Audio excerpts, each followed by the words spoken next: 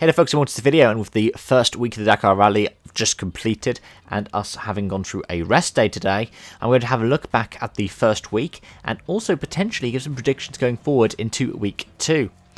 I'd say the motorcycle category is probably the most contentious one. The top 13 riders are within 20 minutes of each other, the top 14 within half an hour. The lead for Toby Price is 2 minutes 16 over Benavidez, and Corneo is in third position. However, the likes of Sunderland, arguably the likes of Brabeck, even though it's a stage where they haven't really come into their own stride yet, and Beretta keeps on charging and then dropping back and charging and dropping back. If we look at the car category, that's probably the next most contentious, but even then, the gap seems a lot more than what it actually signifies. Peter Hansel has a 6-minute lead over Nasser Al-Attiyah, however, third place Carlos Sainz is 40 minutes back. It is more or less, barring any kind of issues for the lead Mini and Toyota drivers, it's going to be a 2-horse race until the end. But if any of those two make a mistake, Sainz will be there to pounce. Przgonski is in third place, 25 minutes ahead of Nani Roma. So if the top 4 will have issues, ProDrive could be bringing a first win with Roma. However, Sebastian Loeb's had a lot more kind of misfortune, is now nearly 12 hours off the pace, having lost 7 hours yesterday waiting for a recovery. In addition to that, the likes of Al-Quassimi, De Villiers and Prokop, who seemed like they could potentially be outside contenders early on, are now about 2 hours off of the lead. If we look at the lightweight vehicle category, the place where we saw the first woman to win a test on the Dakar since Jutta Kleinschmidt in 2005, we saw the likes of Gutierrez. We see the Gutierrez, who's soon to be joining Sebastian Loeb at Lewis Hamilton's X44 team, take a awesome win right at the start of the rally. But Domzala has the lead over Jones of 40 seconds, Quintero in third, 8 minutes 26 behind.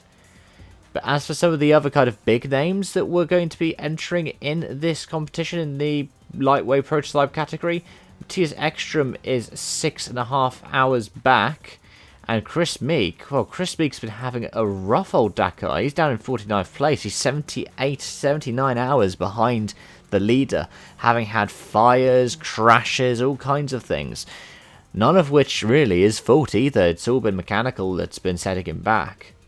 If we have a look at the quad category, got 14 runners still going. Cavaglacio has a 33-minute lead over Andujar, so that seems more or less set, barring any kind of issue for the first of, well, the top 12 are all Yamahas.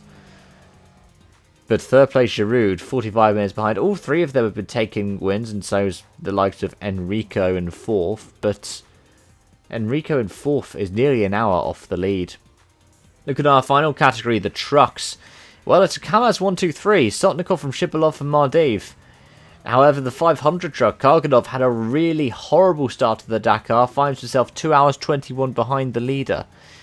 But even then, some of them who are hoping to challenge the likes of Kamaz. You've got Leprai an hour behind. Only 10 seconds behind Leprai is Maciek in an Iveco. And then Wisniewski in a Maz is half an hour behind them. It's shaping up to be quite an interesting Dakar. Though some of these races look almost decided. If there is a mistake, someone else can pounce. What I'll say is in the truck category, well, if it's not a Kamaz 1-2-3, they've had something horrible go wrong for them. In the lightweight vehicle category, I don't really know who it's going to be. I would have thought the likes of Domzala or Jones would take it, but Quintero has been able to have some charges. In the quads category, I'd say it's Cavaglacio, barring any kind of issues, but then any kind of issues could mean that any one of 3 drivers could technically take it. The motorcycle class is probably the most contentious, and I really wouldn't want to put a prediction in yet. Benavidez managed to win a stage with a broken nose and a bruised ankle. And if we have a look at the likes of Beretta, so much pace, but has been having all kinds of setbacks.